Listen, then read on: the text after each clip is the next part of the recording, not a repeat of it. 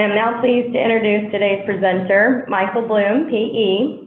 Michael directs the sustainability practice for R.G. Miller Engineers based in Houston, Texas. He plans and designs natural drainage systems that increase operating income, reduce detention requirements, and increase developable lands. He is also participating with Urban Land Institute and has done several things with them. And Michael is now currently the chair of the Houston chapter of the Environmental and Water Resource Institute of ASCE and the author of the riparianhouston.com, a blog with various articles on drainage, land development, and sustainability.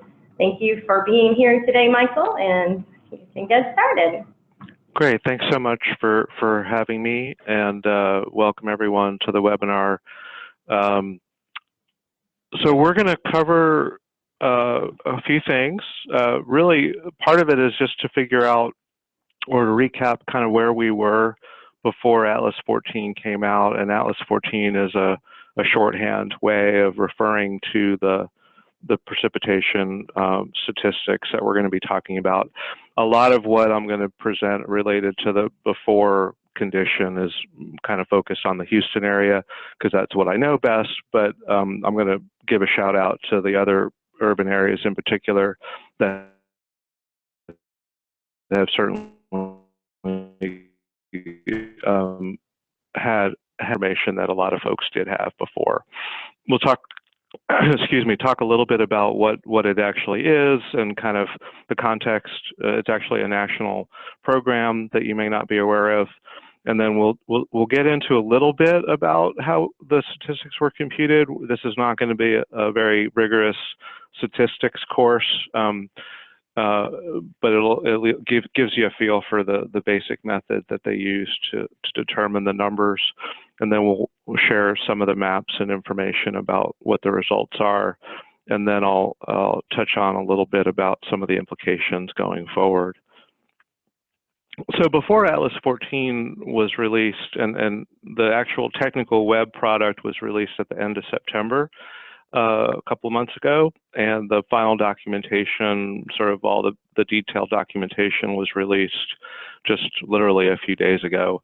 But anyway, before Atlas 14, if you were to go out to the national, the NOAA website, the National Oceanic and Atmospheric Administration, National Weather Service, you'd get to a place here where you would see different documents for different rainfall statistics based on the duration of the event that you were looking for. And so Texas, for the longest time, was defaulted to these older documents that are listed there. And you can see some of the other places, for example, Utah was the first volume of Atlas 14. And so they, across the board for all durations, you can see Utah below us had the updated reference, but up until just recently, Texas was suffering through the older, essentially having to rely on the older data. Unless, like I said, unless you were in an urban area that had sort of moved the needle itself and had developed some local information that was more up to date. So, here again is some more information just to kind of show you what the website looks like. A lot of good information on the left side there in terms of some of the documents. If a lot of folks on the call may be already involved in flood or drainage design work, and so you may be pretty familiar with this. But here's the cover page from one of the documents that Texas had to rely on, Hydro 35, and this again is from 1977, so it's quite old. Some of you on the call may have actually been born after that date. I unfortunately was born before that date. But in any case, this is the kind of product it was just a paper product with contours.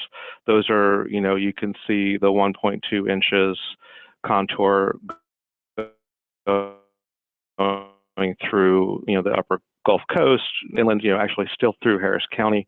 I think the Dallas, Tarrant County, the Dallas-Fort Worth area was probably closer to 1.1, maybe somewhere between 1 and 1.1. Looks like Bexar County similarly is around 1.1 for this 2-year, 15-minute duration. And then, of course, the TP40 goes all the way up to the 100-year return interval. And so here's a close-up of that map with the 13 inches, 12 to 13 inches for the Houston folks, 4 inches or so for the El Paso folks. And you can kind of get a feel for what the older information was. And the method that I'm going to talk about in terms of how Atlas 14 was derived or calculated, I believe it's an updated statistical method, but in concept, it's similar to the way this original study was done, and we'll get into that here in a minute. And so in the Houston area, like I alluded to earlier, because of the Harris County Flood Control District and just the higher population here and the concerns about flooding and just the higher general population density and revenue for the local governments compared to, say, rural areas of the state, there's opportunity to move forward with some more local information. So, the Harris County Flood Control has a very detailed hydrology and hydraulics manual. Tropical Storm Allison, generated a lot of interest and a lot of investment in updating the rainfall statistics as well as the floodplain maps. And so, just prior to the release of Atlas 14, we, here in Harris County, we basically had these 3 regions that were defined, and these here are this next image with the blue and purple colors illustrates the sort of pre-Atlas 14 existing condition. Here's what we use for the 1% annual chance 24-hour rainfall depth. And so for folks that are, again, in the western part of the state or even in the Dallas area, these numbers are larger than you might be seeing typically for a flood control type of design. But that's what we've been using here for the last, quite a few years. Similarly, the city of Houston would rely on that information as well. And I'm just want to acknowledge, because I'm not mentioning them explicitly, certainly the Metroplex, Austin, San Antonio, other areas have done their own work related to precipitation frequencies. And so, I don't want to ignore the fact that there's other folks that have been doing a lot of work on that as well. So I think most of the urban areas, from what I can gather just in some Googling and some research, most of the urban areas were pretty up to date prior to Atlas 14, but still Atlas 14 does have a significant, does pose some significant changes in some parts of the state. And again, we'll get into a little bit more of those details here in a moment. So what is it? It's really it's a nationwide program that is on a regional basis examining rainfall records, typically for an extended period of record. In some cases, they've gone back and actually typed in rainfall observations from the 1880s to extend the period of record that and basically that statistical record. And Texas just happens to be, volume 11. You can see the volume numbers are down there below. Arizona, Utah, those guys were first.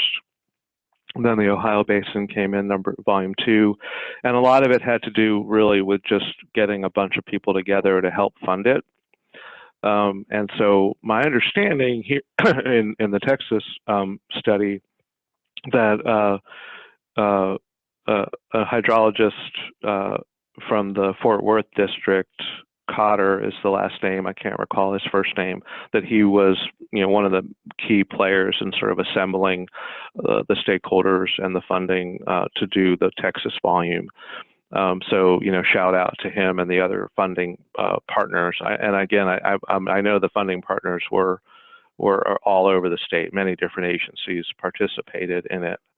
I think I have a slide here for that. But it was basically, looking at all the rain gauge data, even into the neighboring states, so you wouldn't have a discontinuity in the study, and basically coming up with enough of a geographic coverage to come up with a good coverage of what the rainfall stats were. And so some of these folks listed on this slide are contributors of data as well as funding, I believe. Don't quote me on the funding part. I know for a fact that flood control, Harris County Flood Control did contribute a significant amount of money, and I'm pretty sure the others did as well. So here's, again, some more data sources involved in the study. Some more data sources here.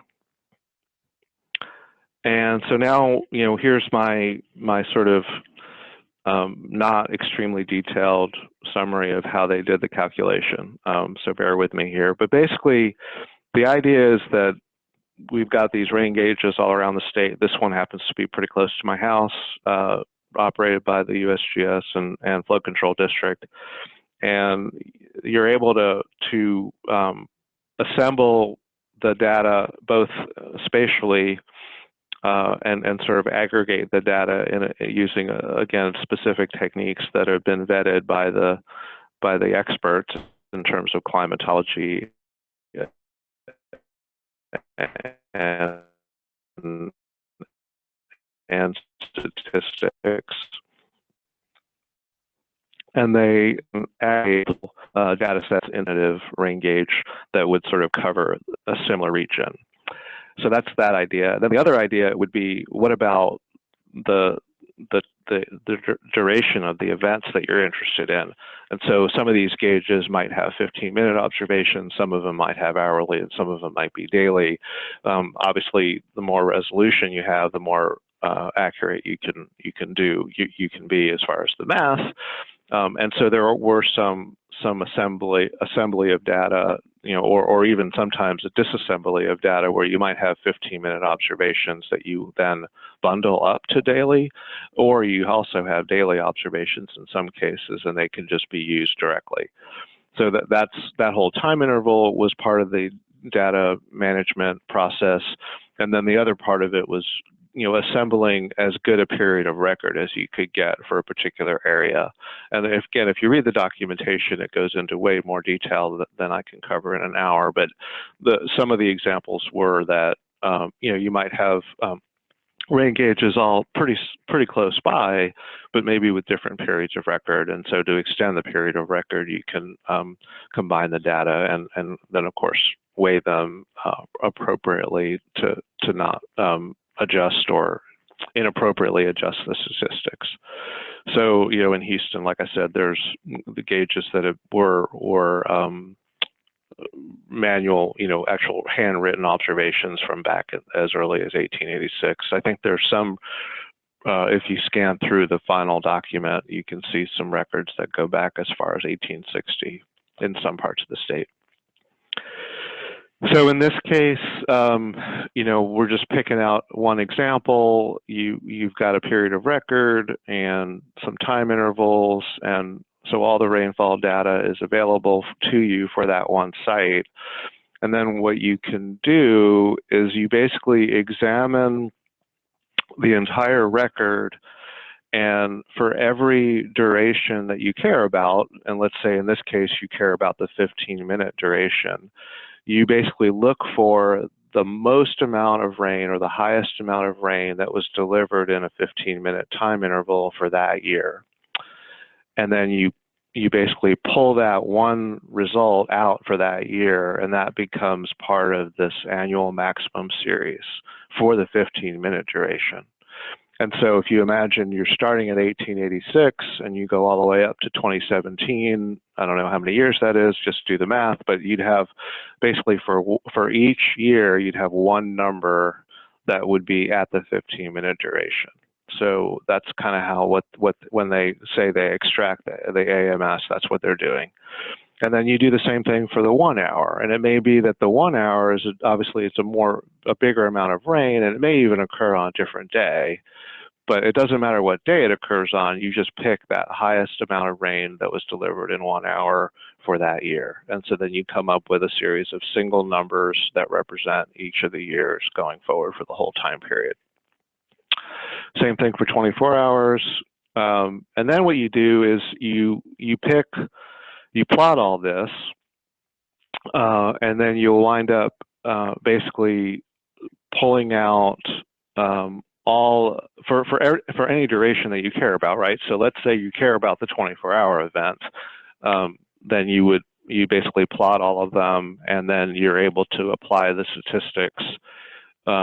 In this case, the distribution is called a generalized extreme value distribution, and then from that you can then look up the exact depth of rain, or the range, what the extrapolation would be at, let's say, the 1% annual chance for that duration, and that's basically how you would do it. Now, the thing that's interesting to me, just again, not being a statistical expert, is that there's lots of different types of distributions you can use, and so the hydrologist and the folks, the academic folks and the PhDs that were doing this at the National Weather Service actually included some testing of different methods, right? And so if you read the documentation, they show, the different distributions that were tested, and then you can have a goodness of fit result if you can test the adequacy of a distribution and figure out how well it fits the data. And you make some judgment as well as basically pick the best fit. And what they're saying here for this particular Atlas 14 product is they use the GEV, the top thick blue one, and you can see that it tends to be not the highest in the range. If you're out at that 1% annual chance, it's not the highest, but it tends to be a little bit higher than some of the other distributions. But the other distributions don't have as good a goodness of fit, so that's why it's being used. But you can see, out at the 500-year event, there's a pretty big range. In this particular location, Cotulla, if I'm pronouncing that correctly, the 500-year event could be anywhere between 15 inches to, getting close to 24, 23 inches, depending on even what distribution you're using. But if you use the GEV, you settle in at basically an estimate of about 20 inches in that time period, whatever duration of rain event this would be. So that just gives you a little bit again of the backstory behind it. And so those are the ranges that I just wanted to point out.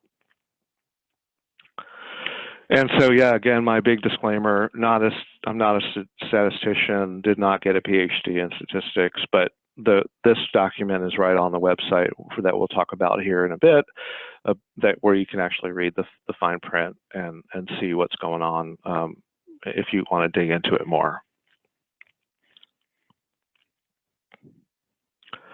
Okay, and so what are these, this longer period of rainfall records and the great geographic distribution of cover, and just the analysis and the assembly of all that data? What does that tell us? What does it look like?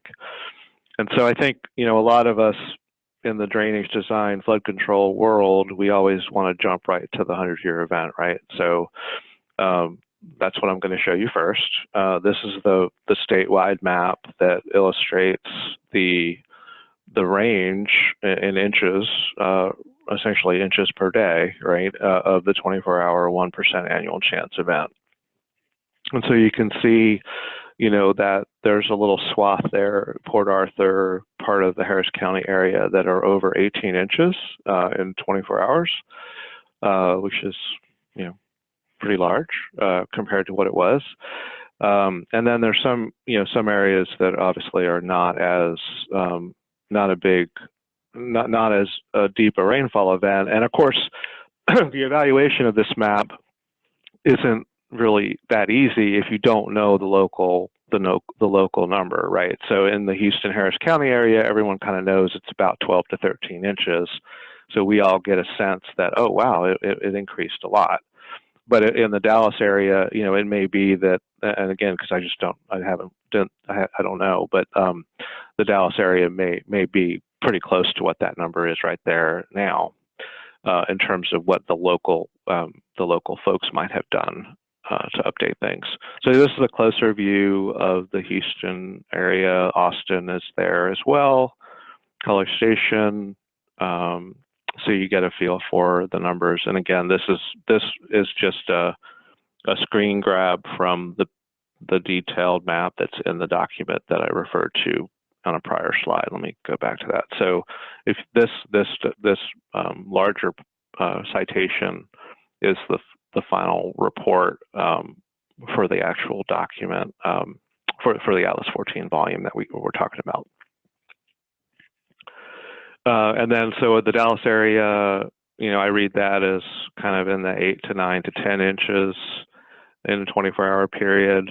And if you're on the call and you're from that area and you want to type into the chat box, what the current design number would be for your municipality or your area, that would be helpful just for folks to get a comparison.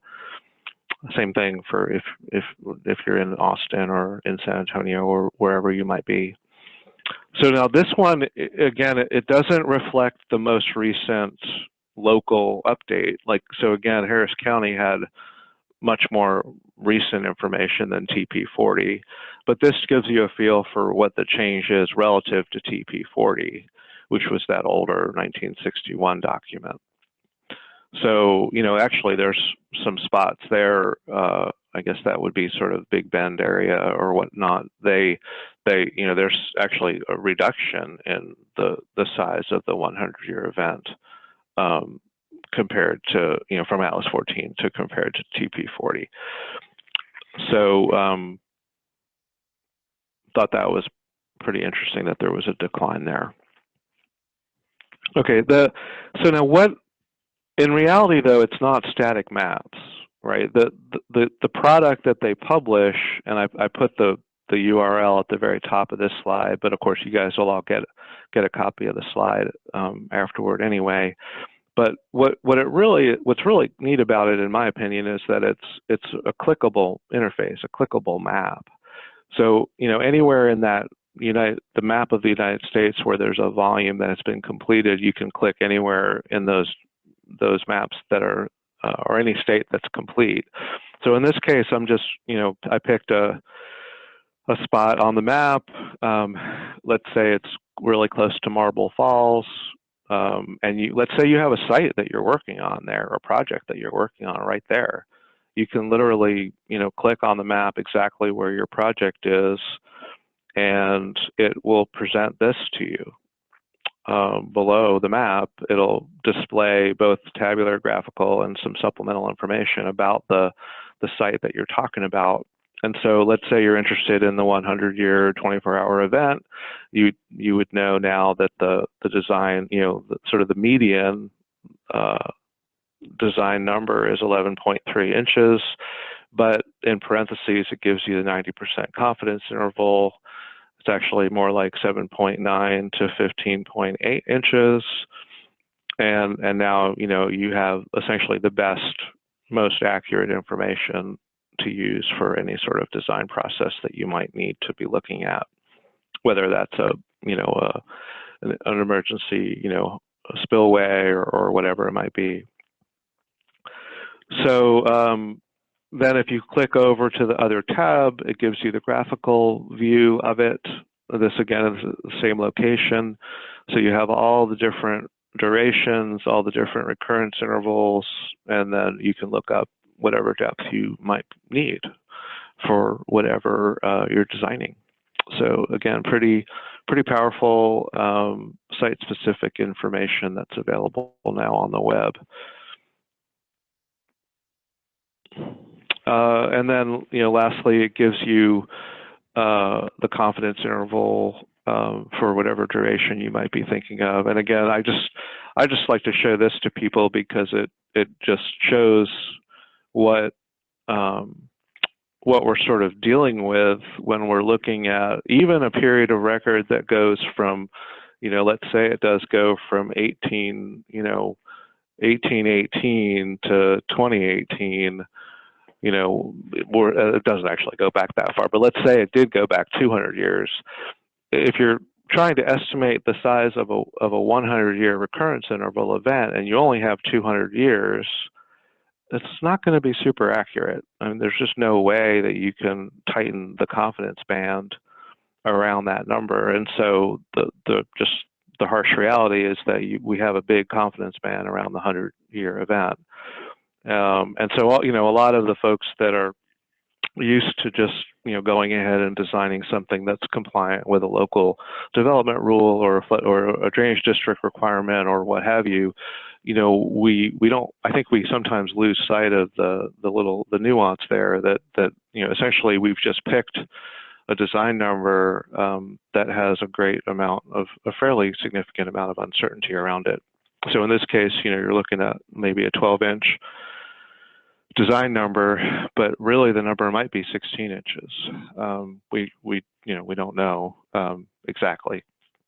And of course, this is all assuming a stationary climate, which means that, you know, the term that you'll read if you pick up some of the literature related to the potentially what would the 100-year event be in the year 2100, for example, there are ways to write a paper and do some statistical analysis on that without ever mentioning climate change.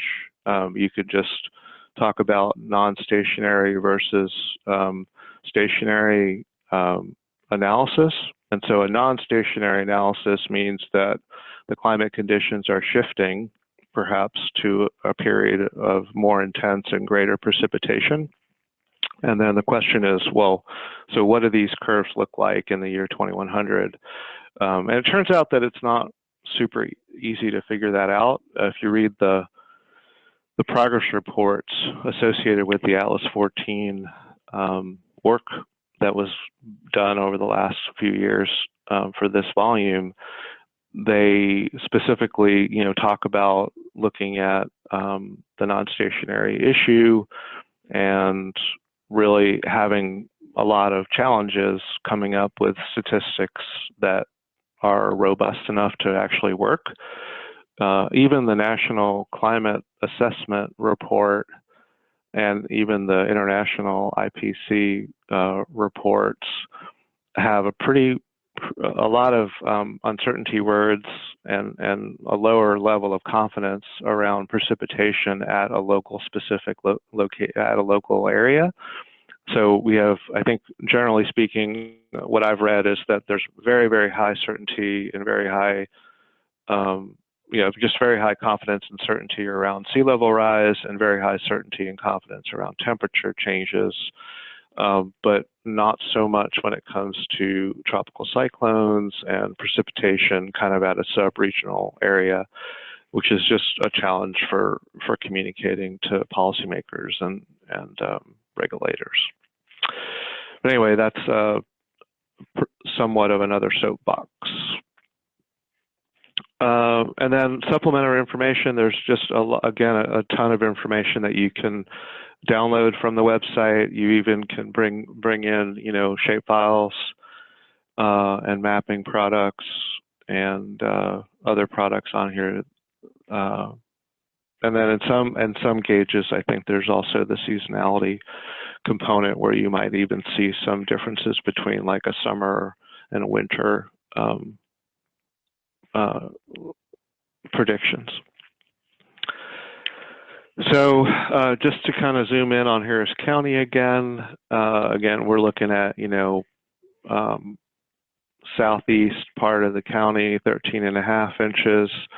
Now more like, well, certainly the eastern side, more like 18 for design. Like Cypress Creek, the far northwest was at 12.4. And then the real number now looks to be more like 15. These are not adopted by any local design or permitting agency yet. This is just, well, when I say that, Harris County has not and the city of Houston has not. I think there are some jurisdictions that are starting to look at this, and there may be a few around the state. I think Austin may have already adopted some of their numbers into actual design requirements. So yeah, that would be interesting to share if you have some specific examples of your local authority or local jurisdiction, how they have started to adopt or incorporate this information into their development rules.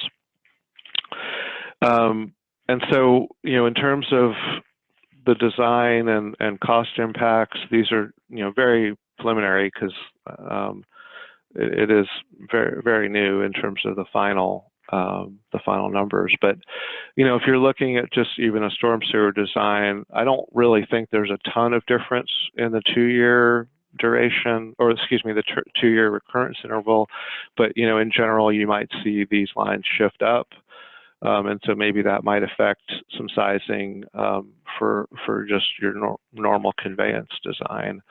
I think in terms of extreme event routing here in our flat area of the state, we design, suburban developments to, basically convey the larger events through the road network, so that the structures, have a lower risk of flooding, and so the water has a way, again, up to a certain size, right? That the water up to the runoff from up to a certain size storm does have a way to get essentially safely out through the road network.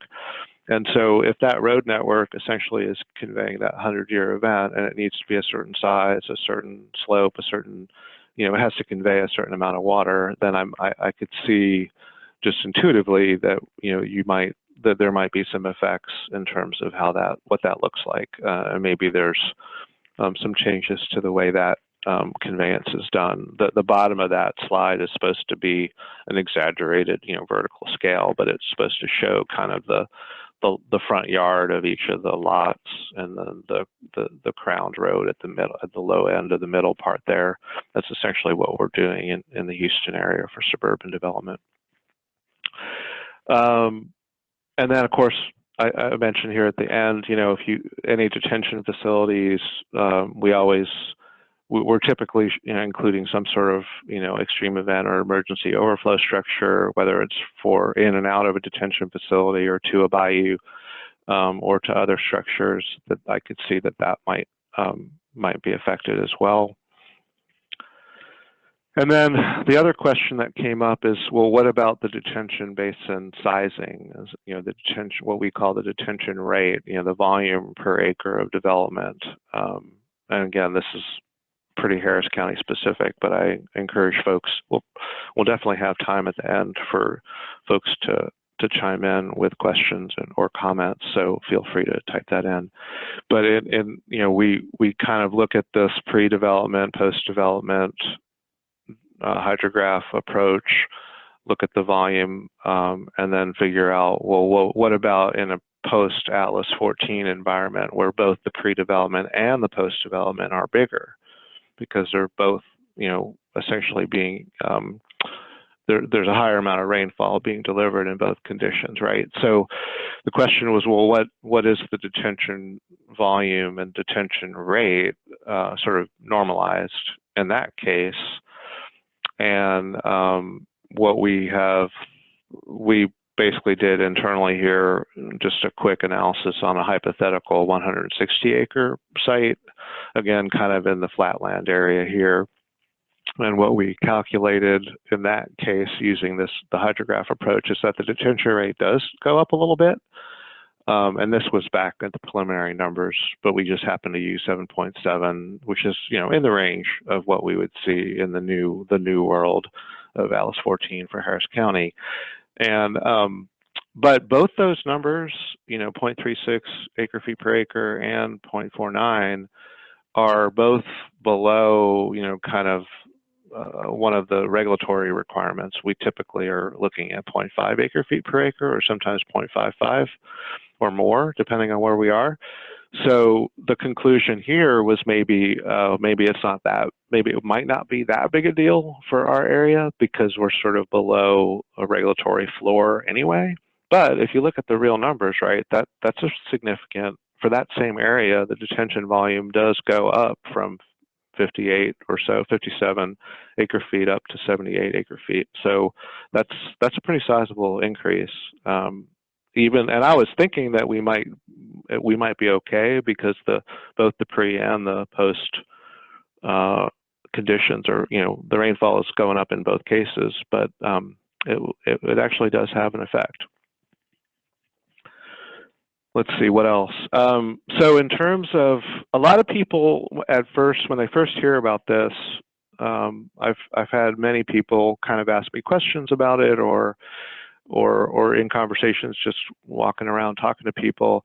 There's a confusion over what ALICE 14 is and what it isn't. And so it's definitely not the floodplain. It doesn't directly relate to a mapped floodplain. Now it's used to create of course, to model the floodplain and to essentially do the remapping. And so I think that's important for everyone to explain to their clients or their customers or their stakeholders. And so what I'm showing here is just an example where the 500-year, which is sort of that green color, and the 100-year, which is the medium blue color, that those are pretty close in terms of lateral, XY coordinates, and they probably are pretty close in terms of vertical, in Z coordinate and the vertical coordinates, because of just this flat area that we're talking about out in this sort of northwest Harris County, Cypress Creek area. But so here's an example where it's not that way, where we actually have topography, not compared to hill country or, other parts of the state. But for us, this is like really hilly in Houston. And so here, here's an example where the 500-year and the 100-year are really pretty different. And so what I was trying to get to here is that if the 500-year was around 19 inches before ALICE 14, and now we've got, a 100-year that's like 18 inches or thereabouts, that maybe you could sort of estimate ahead of time that, well, probably the 100-year event, or the 100-year floodplain, the floodplain, the light blue will probably expand out to where the green is in this case, and even in the other case too, because the modeled storm, that we used before for the 500-year was about that 19 inches or so, which is closer to what we have now for the 100-year. So that's kind of and then the expansion beyond that to the ALICE 14, the post ALICE 14 500-year would be even more. So there's a ton of implications in terms of floodplain mapping, and many of the higher density population areas of the state that have a significant change. For example, our area here, and I think Austin too, are already kind of moving forward to say, okay, yeah, we got a remap. Let's go ahead and get that going, so that the regulatory floodplain will be remapped using the new rainfall data. So yeah, and that's probably 4 years away, 3, 4, 5 years away, before by the time you go through all the technical actual studies, additional survey work, modeling work, publication, and then appeals process and formal adoption of the new firms. It takes a while, but that's kind of what we were expecting. And then let's see, the other thing that it's down the road that will of course be impacted is thinking about risk of the new development rules and kind of what the risk might be to new structures essentially. Obviously, there's sort of, if you think of it this way, there's sort of existing development that may have whatever risk it has based on the elevation. And there may be some projects, either potentially buyouts or channel improvements or detention or different types of other structural improvements to the system wherever you are in the state that could potentially lower the risk for folks that are already built. And then, but the other part of it, sort of the yellow part on the far right side of the slide, is just thinking about, okay, well, what risk are we willing to live with for new structures. And so what happened in the Houston and Harris County area, and again, this is a great opportunity for folks to share input from around the state from their location, but both the city and the county now basically have a requirement to be above the 500 year in terms of the finished floor. The city of Houston went plus 2 feet for the 500, above the 500.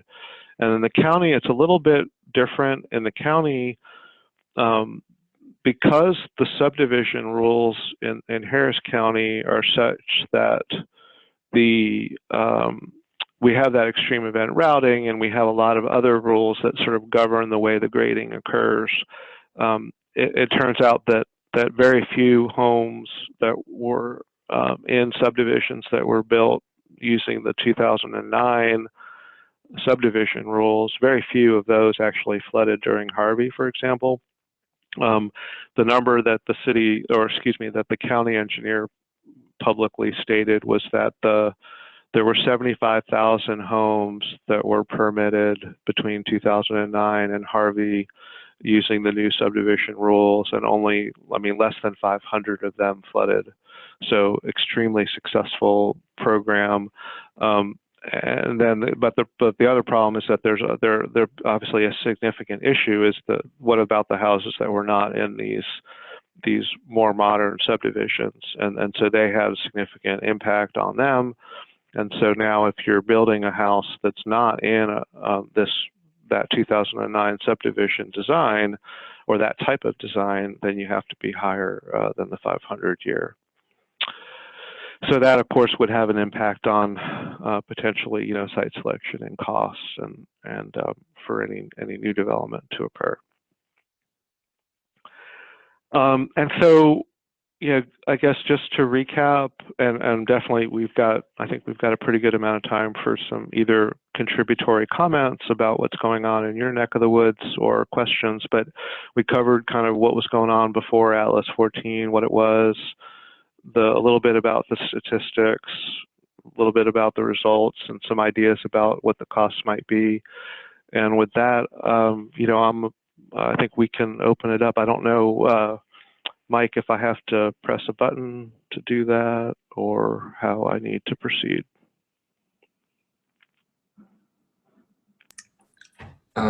You shouldn't have to press anything specific. Yeah. It's just up to our attendees to type their questions in. Okay, great.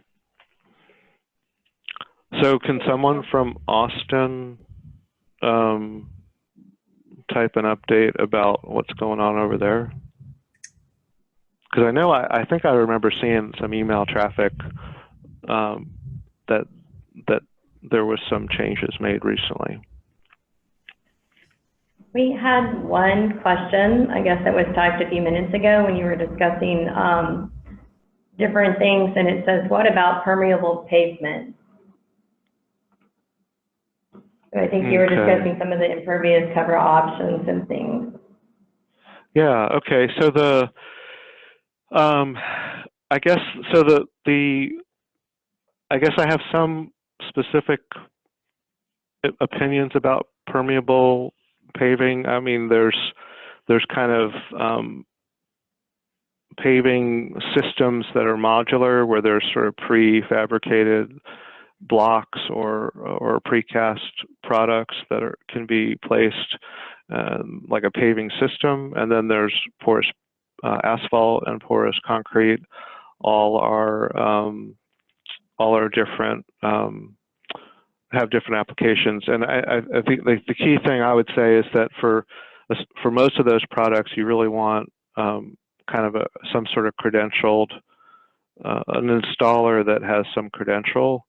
And both the asphalt industry and the concrete industry actually do have special certifications for installers. And I always try to keep up. I haven't looked probably in a while, but I try to keep up on their web pages to find if there's folks in Texas that have that credential, but because it's really easy to install it wrong, basically. But in terms of how that would relate to handling larger rain events.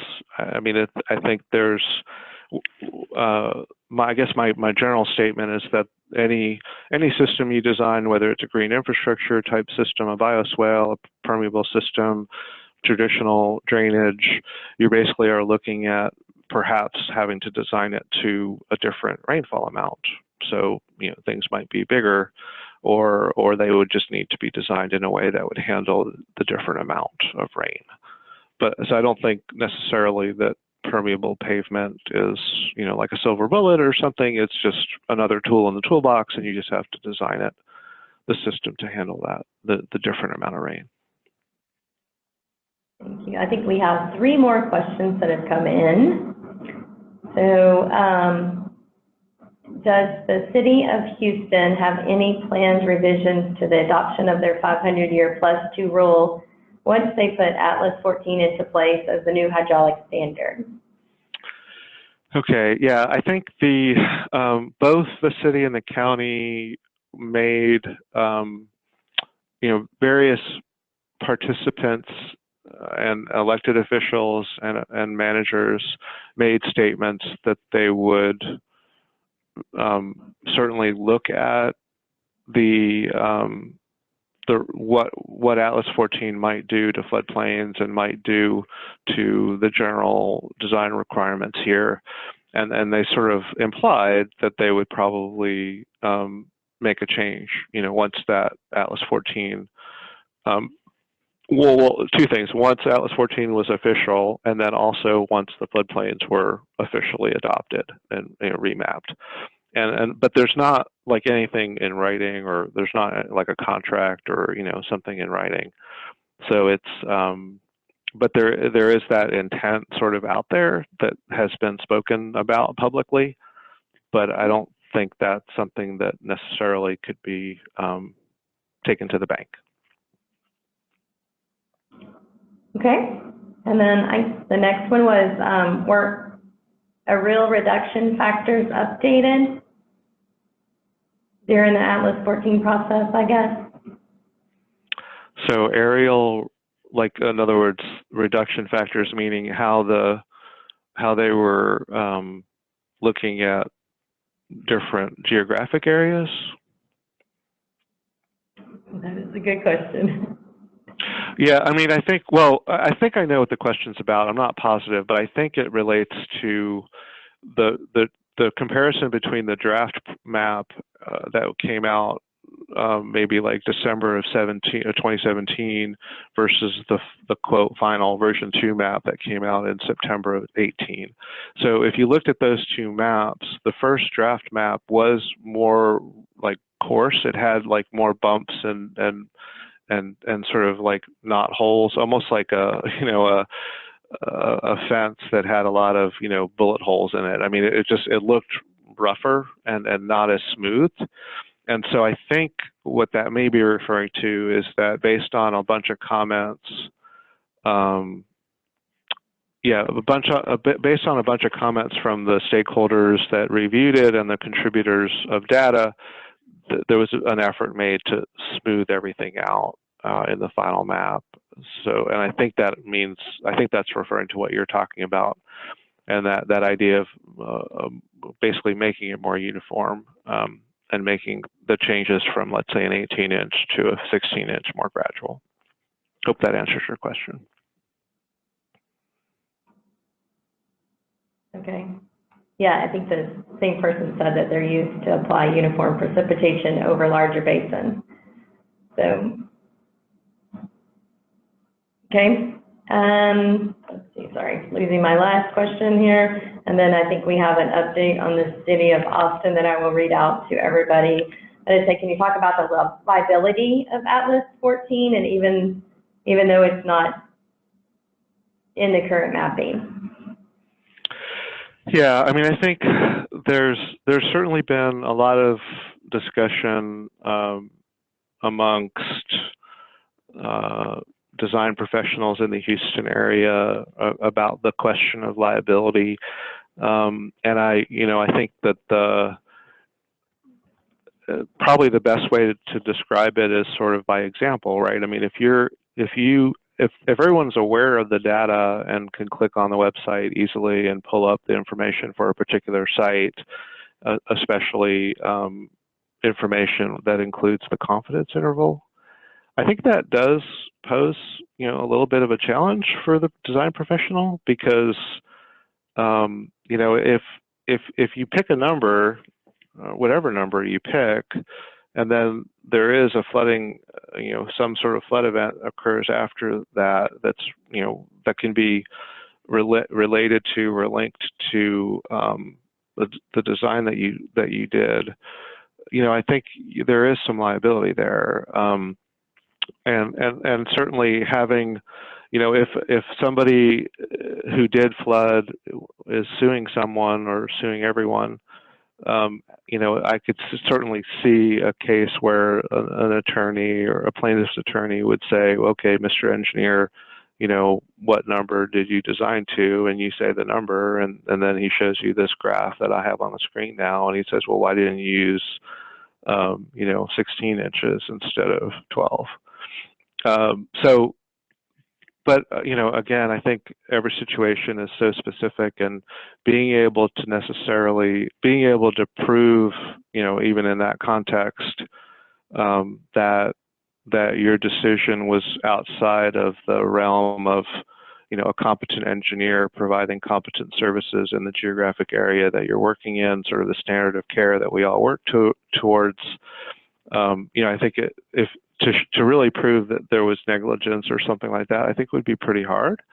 But I'm not an attorney, but I do think it's something to think about a little bit, and just to make sure that the whatever design you're working on and whoever the client is just aware of the choices that are out there.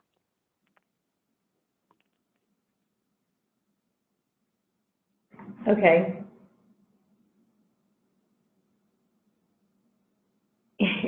Okay, several people have chimed in on the city of Austin. So, Courtney Lindley said the city of Austin is working through the stakeholder and board and commission process to adopt an ordinance that will update several aspects of our floodplain rules. This will include redefinition of the 100-year floodplain as the current FEMA 500-year floodplain. The new 100-year rainfall is close to the current 500, that makes sense. Until we can adopt new criteria based on Atlas 14 and update our floodplain studies with the new Atlas 14 rainfall, we're in the process of developing a new criteria, and we'll be starting our floodplain study update soon. New aerial reduction factors were not, application of point rainfall to areas larger than 10 square miles were not developed as part of this study. I think their discussion of it, but hopefully it'll be in the works for the future. Okay, great. Yeah, thanks for that addition. Yeah, I was going to say, and I think Garrett with Freeth and Nichols had responded, and it was very similar. So I read out that one. And we have, I think that's it. I think I've covered everybody. Okay, yeah, and then so that discussion that you read out from Ms. Lindley was similar to the slide that I'm showing now about this sort of difference between the 500 and the 100. Sort of what the joke about people's age is, like 40 is the new 20, right? So it's like the same idea, 500 is the new 100, or the other way around. But until you actually get the mapping done, the regulatory agencies and development permitting folks can adopt whatever their elected bodies will adopt, and then whatever the stakeholders in that location will be willing to accept. So yeah, that's a great comment. And then it looks like Tom Kirkendall was asking, is the current design philosophy to continue designing to a 24-hour 100? Okay, yeah, so the question is about risk, right? So the basic, what we've been designing to, and I think it's sort of across North America, throughout really any jurisdiction, for just the normal, I won't talk about,